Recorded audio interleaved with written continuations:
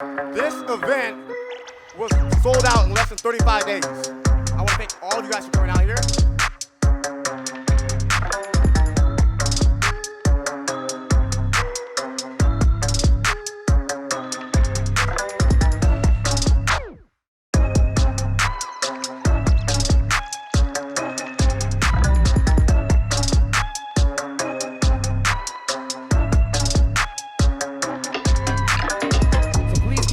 For my great friend, amazing speaker, and just absolute rock star, Daniel Guaragna.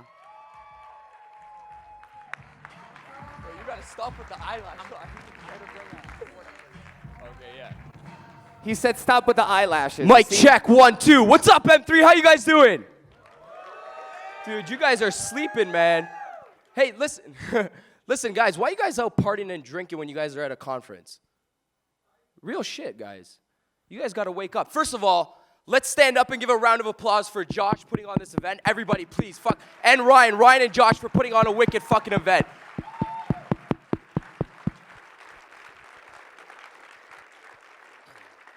Wow. Yesterday, who here watched Alex speak? Alex Morton, fucking rock star, right? Amazing. He said something in the beginning of his talk. He's like, man, everything starts from like an idea. And I'm sitting beside Josh, and Josh is like, he's like, some ideas start in like showers, some ideas start when you're taking a shit. And Josh looks at me, he's like, yeah, man, mine started in a freaking shower. And he started laughing. He's like, the whole M3 idea, starting M3, it started in a freaking shower. And I'm like, that's interesting. I'm like, there's so many fucking people that have ideas, but they never really get implemented. And I worked with him on this whole freaking project. Like, everybody has an idea, but nobody's putting on the M3. So I'm like, what is it? What's the difference between his idea and putting on the M3 and people's ideas and never getting started? He wasn't focused on making like the perfect fucking decision or the perfect event when he started. He's like, let me just make a decision and then find a way to make that decision perfect. Everybody's focused on like, man, I gotta make the perfect business. I gotta start like the perfect job. I gotta start like, you know, I'm waiting for the perfect time. There is no perfect fucking time. Like if I were to land right now, let's say in Las Vegas airport, I don't know the name of the airport. If I were to land in Las Vegas airport, I'm like, I'm gonna have the most perfect drive to Palms Casino. I'm gonna fucking hit into a pole. There's course, there's bends, there's turns. Like I have to course correct through my journey, and it's the exact same thing in business, right? I gotta start not thinking about making the perfect decision. When there's a bump in the road, I gotta course correct throughout my journey. It's the exact same thing in business. I'm watching him speak yesterday. By the way, phenomenal fucking talk, everybody. Clap it up for that talk. It was awesome. Fucking awesome talk. I'm watching him speak yesterday, and I'm sitting right here. I don't know if you guys know the story with Josh and I. We met about 3 months ago at an event called eConvention. I'm sitting right here while he's speaking, and I'm looking at him like, wow. Like, I had some horrible fucking partnerships in my past, like horrible partnerships. I had a gun put to my head from one partnership. But anyhow, I'm sitting down, and I'm looking at Josh. I'm like, man, what makes... And I was, like, self-sabotaging, limiting beliefs for my next partnerships. I'm like, I'm never getting a fucking partnership again, right? So I'm looking at him. I'm like, what makes our fucking bond, like, just, like, dominant between him? And we just met, like, 3 months ago. I'm like, what is it? Why is our relationship so fucking crazy? Like, we sold $1.1 million in less than, like, 9 days already together. And I thought about it. I said, by the way, everybody has a notepad here? Okay, guys, can you guys put pen to paper today? Like I always say, note takers are money makers. You guys showed up. Let's take some fucking notes. Okay, so what does it, I'm like, what does it take? So I'm like, why is our partnership so fucking good? What was it? And I said, there's 3 components to this. And I was saying this to a gentleman last night at the Penthouse.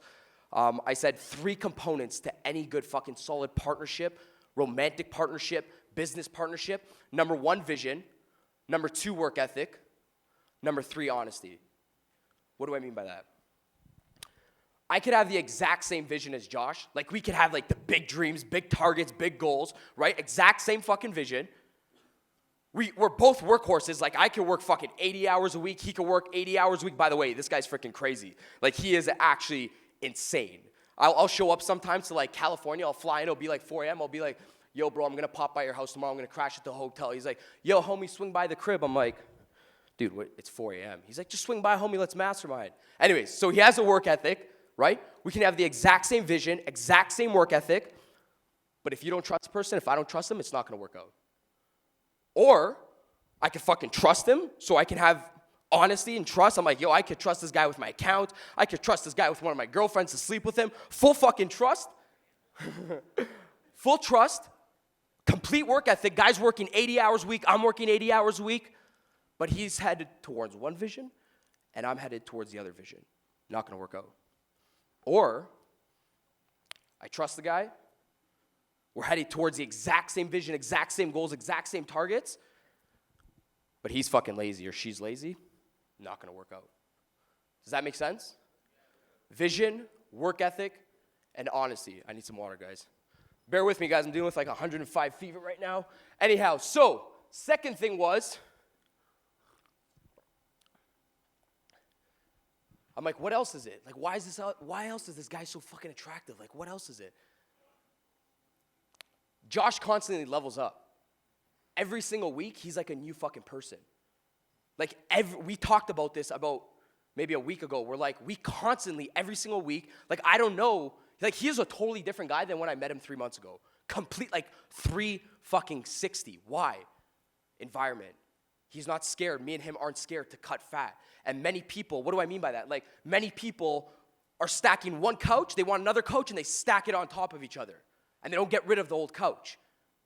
We cut fat, and by the way, it's difficult. Like, to cut fat, what do I mean by that? To cut fat, to cut friends out of your circle that maybe your homeboys that you fucking grew up with, that's fucking difficult. Or to level up and to come back to your home city. You think do you guys think a majority of your friends want to see you do well? Do you want to know why? People just say that. You want to know why?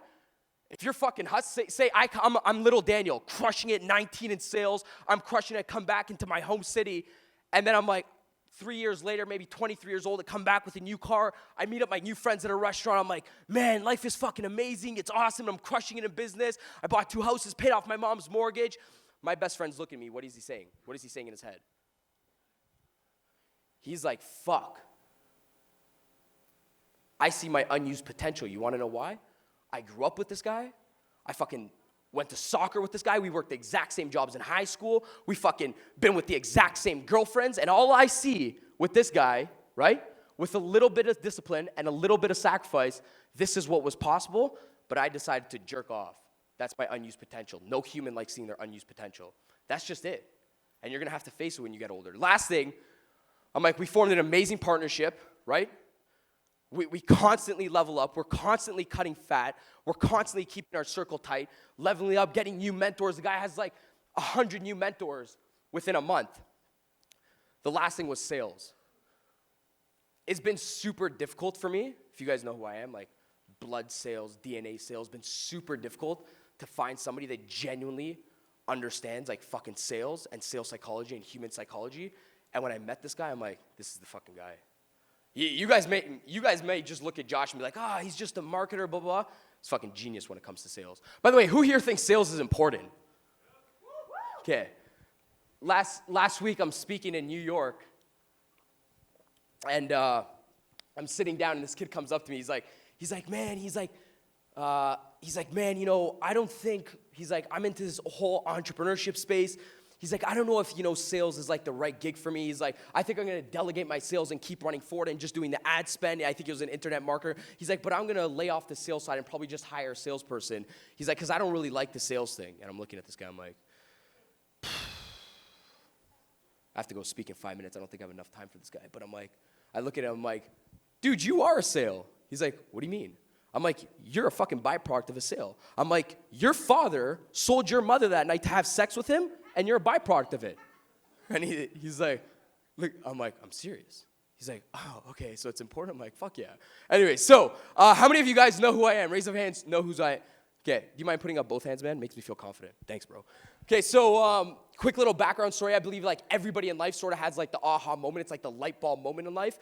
Mine happened at a very young age. Like at the age of 13, it's like a moment of realization. At the age of 13, my parents split up. Okay, I come from Canada. I put an 87-cent candy down on the conveyor belt. My dad looked at me at a grocery store. He's like, you're not getting that today's sport. And I looked at him like, well, what do you mean? I was used to getting everything.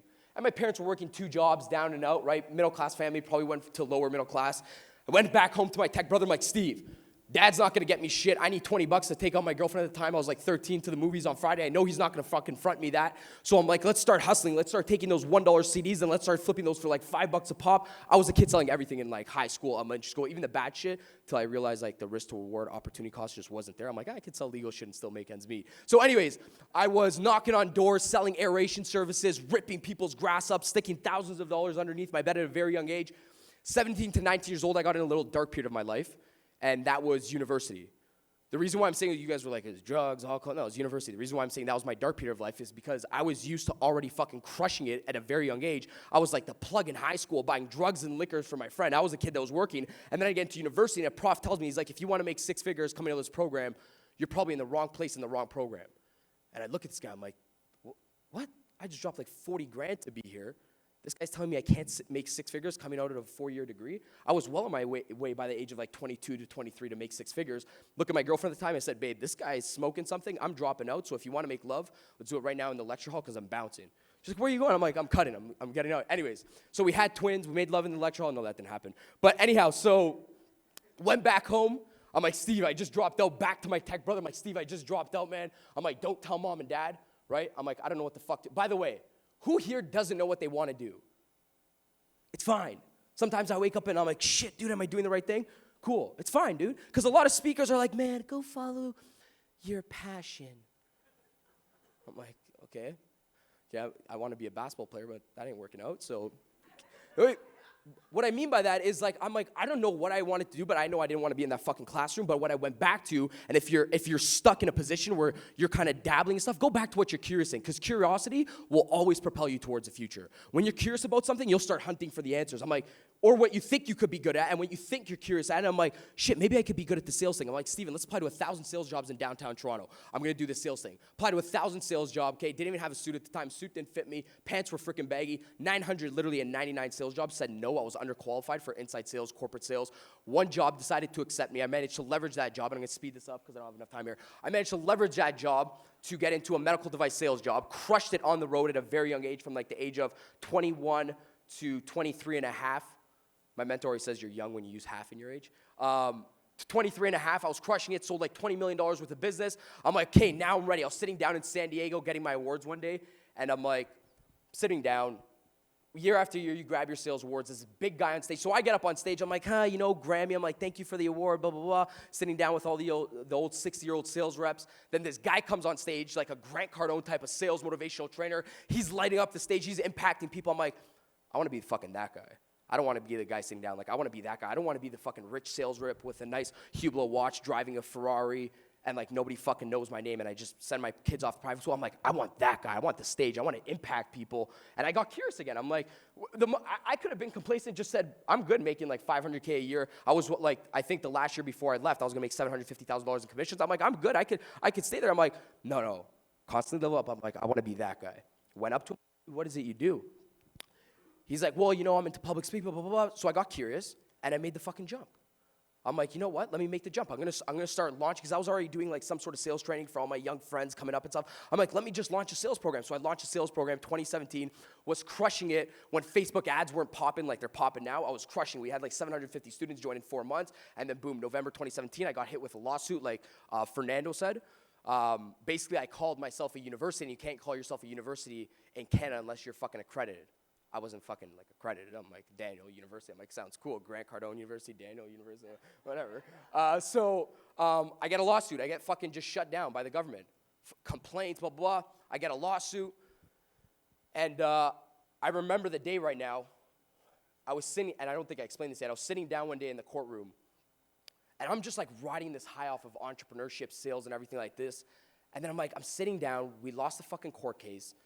I owe all my students back all their profits, like 750 students at $1,000 each. And I owe the fucking government a fine. And I'm like fucking 23, 24. I'm like, what the fuck just happened? Like, and I'm walking to the courtroom, head down. My lawyer's like, so what are you gonna do next? I'm like, he's like, you know, open up another business. I'm like, dude, are you fucked? I gotta go back on the road and start selling. What do you mean another business? This entrepreneurship thing is fucking crazy. I go on my phone, and I type in on my phone, I put sales job. Like, I'm like, you know what, fucking, I'm gonna go back to a sales job. I put sales job, like on Indeed, or I don't know what you guys use in America. I'm from Toronto, Canada, so I'm like, type in sales job. This voice comes in my head, And it's like, is that it? Is that when you tap out? Like literally, I heard the voice in my head is like, is that it? After one fucking lawsuit, you're just done? Like that's your threshold point? Like if I quit there, and some people's threshold point is like a fucking comment on Instagram. It's like, oh bro, I don't like your fucking furry shoes or whatever, people tap out. If I would have tapped out there, my threshold would have been like 3 out of 10. Everybody has a threshold point, by the way. Some tap out, some is fucking high. Like I want you guys just to monitor your freaking threshold when you're about to tap out. Be like, is this it? After a bad partnership, after a lawsuit, blah, blah, blah. Anyways, I'm like, fuck this. I'm like, I'm a little bitch if I tap out right now. I course corrected. I had students. I started taking all those students. I wasn't allowed to launch a course until I paid back all my fines. I took those students and I started outsourcing them to like 7 and 8 figure entrepreneurs. I opened up like the largest sales agency in under 12 months. And I just remember when I said, you course correct when there's bends and there's a fucking pull and then you just course correct. It's not about making the perfect decision. You just make the decision and find a way to make it perfect. That's it. That's all I did. And I course corrected, right? So, opened up a sales agency. Today I want to talk a little bit about sales. Guys, what's the number one thing? I got about 20 minutes here. What's the number one thing? And I'm going to get tactical. What's the number one thing it takes to close out a deal right now? One thing that happens when you close out a deal. When somebody says yes to your product, when the girl says yes at Starbucks, I'll go out with you. What's the number one thing it takes to get a yes answer? There's one thing that happens. Nothing else. Alex said it yesterday. He said there's one.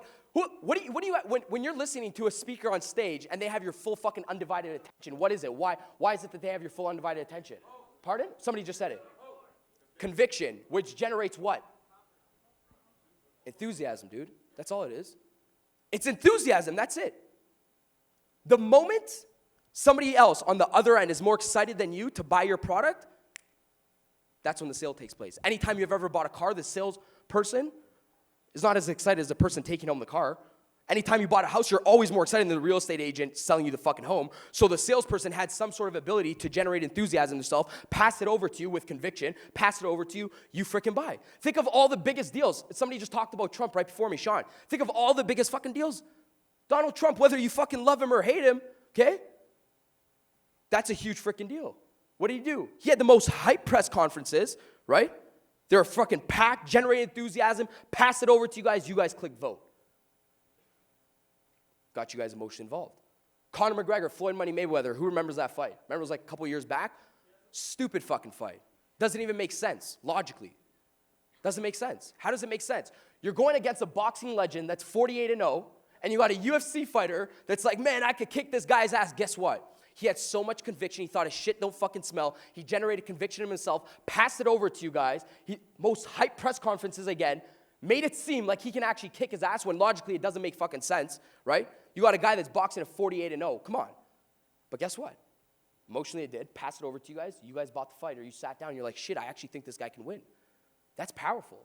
Does that make sense? People make crazy buying decisions when they get emotionally involved. Insane. People make insane decisions in anything when they get emotionally involved. Think of the last time you kissed your boyfriend or girlfriend. If I were to tell you the lips are the most dirtiest part on the human body, I guarantee you tonight you got a spouse, you're still going to go home and kiss her. Why? I just told you the most dirtiest part on the human body. Because you're emotionally attached to that person. Simple. People make crazy buying decisions when they get emotionally involved. So what does it take to get to have enthusiasm, to have energy? Because I was actually just coming yesterday. I was at the penthouse party celebrating Josh's birthday. A guy literally comes up to me. Okay, he watched me in New York speak. He's like, man, he's like, do you take a lot of coffee, man? Do you do Red Bulls? I'm like, no, I have like a coffee, maybe a Red Bull here and there. He's like, no, seriously. I'm being serious, dude. He's like, so you? I'm like, what are you talking about, dude? I'm like, bro, what are you talking about? He's like, no, come on. He's like, I'm like, no, man. I'm like, I just fucking like myself. He's like, what do you mean? I'm like, come to the stage tomorrow, I'll teach you. He's like, okay. I'm like, show up, bro. Stop drinking. Stop throwing your life away. He's like, okay. So I'm like, so energy, okay, my energy comes from something called my self-concept. You guys want to write this down? Follow with me for 3 minutes before I dive into sales for 3 minutes. Ready? My energy comes from my self-concept. My enthusiasm comes from my self-concept. This literally dictates your performance in life. This dictates your effectiveness in life. I can literally draw you out right now based off what I'm about to tell you. Ready? Your self-concept, a bundle of 3 beliefs, all in which feed off of each other. Number 1 is your self-ideal, the person you look up to. This is like if you were to grab like a fucking magic wand and you were to wave that wand, who's that perfect person that you look up to? I could tell if somebody is going to be successful at a very young age if they're reading autobiographies about Barack Obama, Michelle Obama. Look at Sean's son. He's looking up to big fucking people in life. Why? Because for the rest of their life, their actions align towards that person. It's that simple, right? Belief number 2 is self-image. This is why people talk about like, oh, say your affirmations, blah, blah, blah. You say that, right? Your self-image, the way you see yourself every single day. Follow with me. Number 1, self-ideal, right? You're like, Dan, how do you have so much enthusiasm? How do you always feel fucking great about yourself? Follow me. Self-ideal, number 1. The perfect person. If you don't have that person, draw them out. If you don't have that perfect person you want to look like to your kids, the perfect person you want to be in business, draw it out. Number 1. Number 2 is your self-image, the way you see yourself every single day. The shit you tell yourself every single day, and it's the way you operate every single day. Watch this. Stick with me. When the person you want to be like that perfect person in business that you want to be like, is in complete alignment with the person you are every single fucking day, number 3, your self-esteem is fucking high. You start feeling good about yourself. That's all self-esteem is. It's how good you feel about yourself. It's your energy core. And I can trump 99% of people's fucking anxiety and stress in business, and when they get all depressed and shit in business, why? Because they want one thing. They're like, man, I want to be like Grant Cardone. I want to be like Josh. They want the nice Lambos. They want the nice cars. But they're doing something, and they're not operating like that person every fucking day. So there's no alignment. So they feel like shit about themselves. Because they want to be like some person, but they're not operating like that person. Right? Does that make sense? I feel good every fucking day because I'm like, I want to be like that guy, and I'm going to fucking operate like that guy, and that's where my energy stems from. So the next time you have low energy, keep it in check. I keep it in check. Maybe some of you guys don't even have the self-ideal. Maybe you guys don't even know who you want to be like. Maybe you don't even have that fucking perfect vision in your head. So you're shooting gun off the hip for the rest of your life. And you're like, man, I'm just going to go with the flow and stuff like this. Maybe you have to draw out that guy first and then operate like that person. Make sense? So let's get tactical right now. So a deal, broken down. So I said like enthusiasm is everything in a deal, right? This is for marketing too. Look, 60, 30, 10. This is where a deal is broken down into, okay? 60, 30, 10. 60% of somebody doing business with you, 60% of somebody saying yes to your solution, 60% of a transaction getting done is if somebody likes you, if they're like you, or if they want to be like you. Let me say it again. Nobody right now would be at this conference, right? 60% of somebody doing business with you is if they like you, if they're like you, or if they want to be like you. You guys wouldn't even listen to me right now on stage if you're like, man, I don't like that guy, or we don't have similarities, or I don't want to be like that guy. I wouldn't have your fucking attention. Simple. Like you, I like you, or want to be like you. Same thing, you guys wouldn't be at the conference if you guys didn't like Josh, you had similarities, alike, or want to be like, you guys probably wouldn't be here. I'm not even talking about product, okay? 60% of somebody doing business with you, if they like you, or want to be like you, but be like you. All things being equal in business, people want to do business with their friends. Guess what? All things being unequal in business, I still want to fucking do business with my friends. Simple. I'm always trying to figure a way. You're always trying to push your friends. I remember talking in a car with Josh this week. I'm like, man, I just wish some of my friends like would fucking do business with me. Everybody wants to do business with their friends. I'm not even talking about the solution right now. 60% of somebody doing business with you, if they like you, or want to be like you, okay?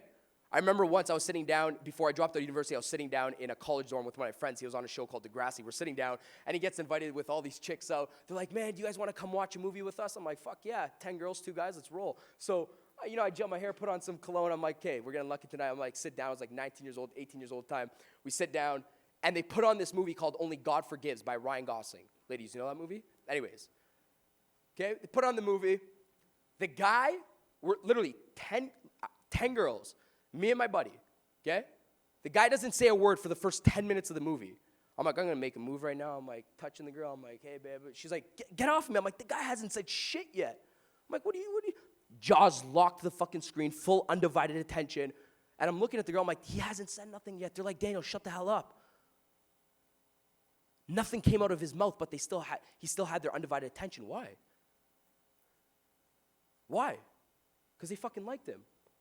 So no matter what he said, they were fucking jaw dropped, locked on the screen. Or they probably wanted their boyfriend to be like them, so they went home and they're like, babe, do you mind putting on like this ripped shirt? He's like, what do you mean? He's like, yeah, just wear it. 60% of somebody doing business with you, if they like you, or want to be like you. 30% is the way you communicate with somebody. 30% is the way you communicate with somebody. What do I mean by that? If I came on stage right now and I'm like, guys, entrepreneurship is great, sales, business. You guys go out and crush it, okay? You guys gonna be like, yo, Josh, dude, I want a refund, bro. Who's the speaker you just fucking brought up here? You guys don't want to be communicated like that in this moment right here. You guys want energy. You guys want enthusiasm. Every speaker that you had full fucking attention on, when Sean was speaking, he was letting you guys up. You guys were like, right? That's what you guys want right now, okay? 30% is the way you communicate with somebody. If a friend comes up to me and she's like, Daniel, I just broke up with my boyfriend and she's bawling out and she's crying and she wants advice, right? And I just said 30% is the way. First of all, she's coming up to me because she likes me. I'm her friend, right? Or we have similarities, right? My 10% is the advice. One sec. And if I come up to her, I'm like, Victoria, there's like 10,000 people on planet Earth, blah, blah, blah. You could choose any guy. She's going to be like, holy shit, run away from me. Like, I don't want to talk to this guy. Why? Because she doesn't want to be communicated like that in that moment. She wants like, you know, my girlfriend just broke up with me too, and it's difficult. I get it. I'm sad as well. And she's looking at me. She's like, I like this guy. I'm just trying to get on her level. That's about it. She's like, I like this guy. Because I need to get to the last 10%, right? So a like, right? Like, be like, communication. What's the last fucking 10%? Everybody thinks this is it. Everybody thinks this is like the fucking, oh, this is the biggest thing in business. And you guys get all emotionally attached to this thing. What is it? Come on, guys. Wake up. Pardon? Product, solution. It's only 10% of it. Doesn't really fucking matter. I just told you, all things being equal in business, people want to do business with their friends. All things being unequal in business, people still want to do fucking business with their friends. I have guys come up to me last night at the networking party. They're like, man, let me show you how I can increase your business, blah, blah, blah, blah. I'm like, holy shit, get out of here, bro. I don't want to speak to you. I don't care about your fucking product. Get out of here, okay? You guys have bots running right now on Instagram that just fucking first messages just slams your fucking, your product down somebody's throat. It's like, hey, I can increase your business by 32% and increase your sales and increase your marketing. It's like, holy shit, swipe delete. Why? Doesn't fucking matter. You would never go do that. If you were to go shake somebody's hand in Starbucks, would you go up to somebody and be like, hey, listen, by the way, my name's Daniel Guaragna, I can increase your sales by 35%. You'd be like, bro, get the fuck away from me. So why are you doing it on social media? You could use a bot, but fucking use it correctly. Maybe engage with somebody, compliment somebody, right? So 60, 30, 10. How do I get people, first of all, in this bracket? So I have something called like North Star selling. I don't have a lot of time right now. This is called my North Star. A North Star, okay, I'm selling the North Star always. The North Star is desirable to somebody, yet improbable without Daniel. You're not going to get there without me, okay? But I need the first thing. What's the first thing? Before all of that 60, 30, 10 shit I just taught you, I need one thing before I even start that. I need one thing before I even start that. What is it? I need to grab your what? Tension. But guess what? It's fucking difficult because like Sean just said, you're programmed from a very young age not talk to who? Yeah. So now my mother isn't going to fund my next business deal and give me $20 million for my next. I got to go talk to a stranger. The problem is nobody knows how to fucking talk to strangers. You don't even know how to say hello to somebody. Like I literally walk by and I say hi to somebody. They're like, who's this fucking weirdo? We used to walk on the street with our parents before and everybody used to say hi to each other. Remember at school and stuff? Now everybody's glued to their phones. So people don't even know how to, so what's the first step, by the way? I'm going to get fucking simple with you guys. What's the first step? Just say hi. Reprogram yourself. Literally, for the next 10 days, go up to people and just start saying fucking hi. I'm going to get into this. Follow with me, okay? You're already going to be considered freaking weird when you start saying hi to people. Number one, okay? Now, how do I get into the 60, 30, 10 stage? Easiest way. When I want to get into that 60%, what am I going to do to somebody? Very easy. Yeah. So why the fuck are you talking about your product and stuff? I got no compliments, man. I've been wearing furry shoes all weekend in a nice suit. Nobody came up to me. They're like, dude, I love your fucking style. You're talking about your product. Why? You compliment somebody. Somebody's going to say, I don't know who this person is, but I like this person. Seriously. Compliment. Open up engagement right away. Next step, after I compliment somebody. I'm going to show you guys. It's very simple. This can work in B2B sales, phone sales, face-to-face sales, whatever the case is. What else am I going to do after that?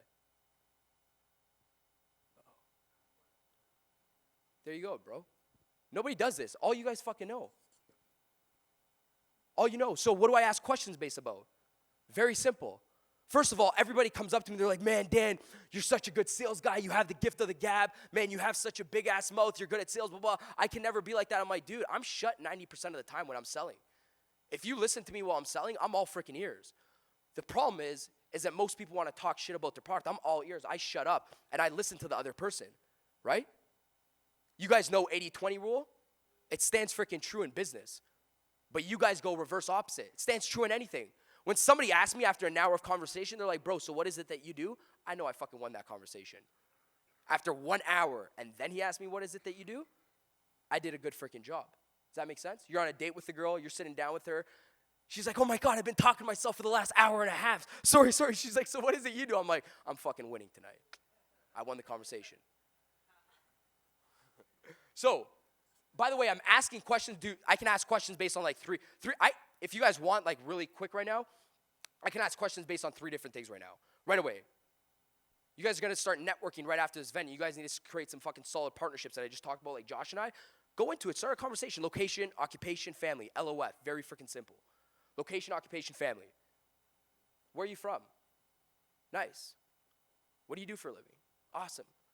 Nice. You have a family around here? Perfect. Doesn't have to be in like fucking like order. Doesn't have to be like, man, so like where are you from? What do you do for a living? How many kids you have? The guy's gonna be like, fuck away. Like, what do you mean? You wanna steal my kids? No, it doesn't have to be like that. However, it's just like a framework that I go off of. Location, I'm trying to identify one thing right here. I'm trying to identify one thing. What type of buyer I got on my hands. I'm trying to identify, and there's only 2 types of buyers. There's only 2 types of buyers. There's not like 50 types of buyers, there's only 2 types of buyers. One that's moving towards something, and one that's moving away from something. What do I mean by that? Most people sell on freaking autopilot. Away and towards. Most people sell on autopilot when if they just stopped and asked questions, they would know exactly how that buyer ticks. What do I mean? Some people are just trying to get out of debt and not fucking make $10 million and their mind is just stuck on getting out of debt. I have to sell that person differently. Or some people want to make $10 million and they don't care about getting out of debt. I got to sell that person differently. But I would never get there if I just didn't sit and actively listen and ask questions. Now, last thing. And again, when I said like me and Josh resonate really fucking well, guys are great at sales, story selling. I don't pitch a solution or anything like this. I just tell a freaking story. And I make sure in a story, right? That was a bit sloppy, that board. I know I got gibberish here. I make sure in a story I'm doing 3 things here. In one story, I'm doing 3 things. There's 3 things I do in a story. I try to debunk 3 things. 3 objections so I don't hear the fuck you towards the end of the sale, right? There's 3 things I have to put in my story. I'm debunking a vehicle objection, okay? I'm debunking an internal objection and an external objection in a story.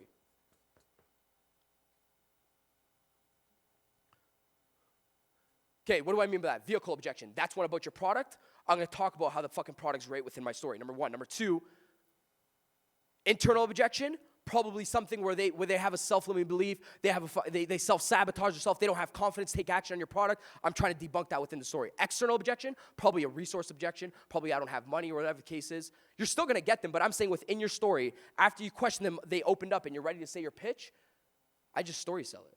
I would get into this in a bit more in depth, but I have to speak on like speed 2.0 right now. Anyways, by the way, you're still always going to get objections in life or in a sale, no matter what the case is. You're always going to get an objection. I just got one this morning. 8 a.m., I woke up. I was closing a $200,000 consulting package, right? By the way, do you guys like objections?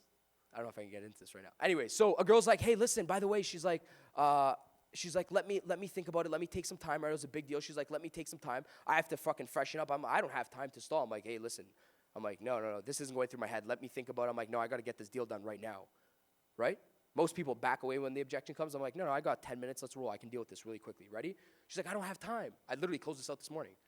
She's like, I don't have to. Let me think about it. So the first thing is I get an agreement with them. Everybody's fucking negative when an objection comes out. You guys want to write this down really quickly? This might be really valuable for you guys. Agree, transition, explore, handle, close, ATEHC. You ready? I agreed with it. Fuck you. Thank you for saying fuck you. My girlfriend says it every single time. That's why she left me. Thank you. I appreciate it. Man, your price too high. I agree with you. My price is fucking like $17,000 higher than the guy across the street. Just agree with the person. Everybody's fucking negative. Like every real estate agent, when they're showing me a house, I'm like, I don't think I like this house. He's like, no, but trust me, this house is the best. I'm like, dude, just fucking agree with me. Get on the same terms with me. Then you could start talking your shit, but just get on the same level with me. Agree with me. Transition, right?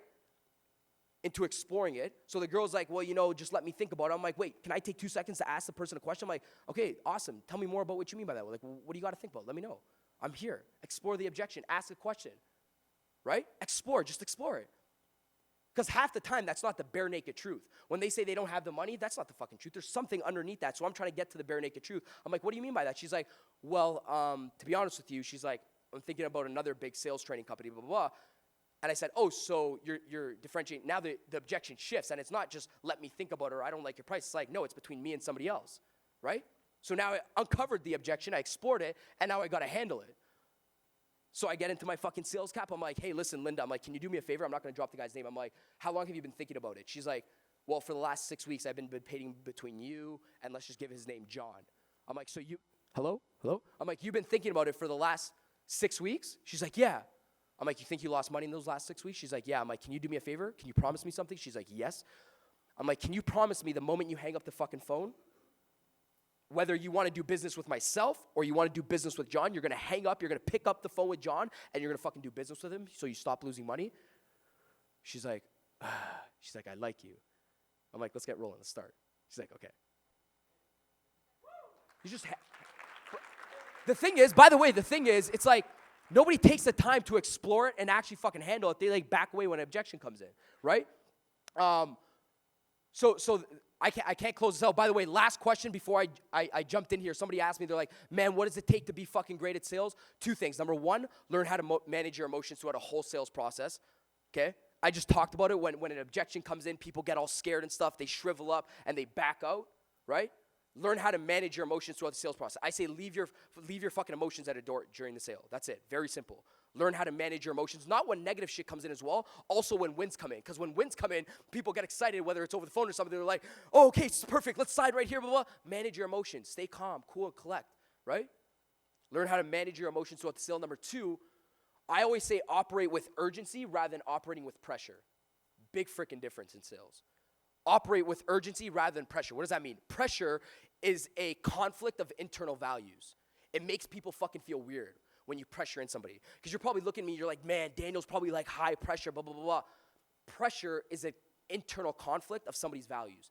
Urgency is generated within, right? Urgency is generated within through the right questions. When I said ask the questions, you generate urgency within the person, right? I always say, I'm like, have you ever watched people when they go to the movies? A guy's like, he's pulling up to the movie door and he's like, babe, get the heck out. I'm going to park. You get the fucking popcorn. She pops out and she runs. Why?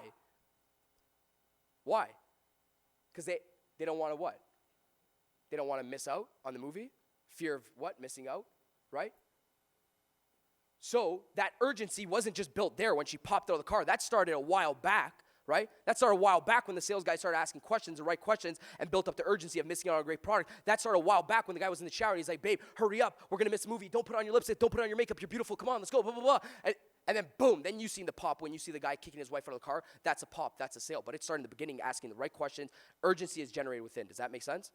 Okay, last thing. A lot of people have been asking me right now, man, Dan, like I literally got fucking 100 people come up to me yesterday. They're like, Dan, man, how do I work with Josh and you? I see you guys are crushing it, right? Right now at this moment, I just talked to Josh this morning. We're not going to hire any sales reps for our high-ticket agency. We're not going to be doing any of that. So just to answer all of your guys' questions, man, all you guys missed out. We made stories and stuff, and then you guys come up to us and you're like, man, now I want to start working with you guys. How many here of you guys bought a ticket over the phone? Shit. Okay? There's more people that haven't showed up. That was everybody that came to work with us. And those guys made thousands upon thousands of dollars in commissions, right? But then you guys were like watching our stories, you guys didn't take action, and now we already have guys crushing it. But anyways, to answer all of your guys' fucking questions, one question, guys, one question before I head out here. One question. Anybody have one question? Go ahead. Do I need an event planner? Why, do I look like I'm fucking like a loose cannon? You're like, Daniel, you look crazy, man. Do you need a good event planner? Coordinate my life? Oh, okay, yeah. Yeah, I got you, girl. We'll chat after. Let's roll.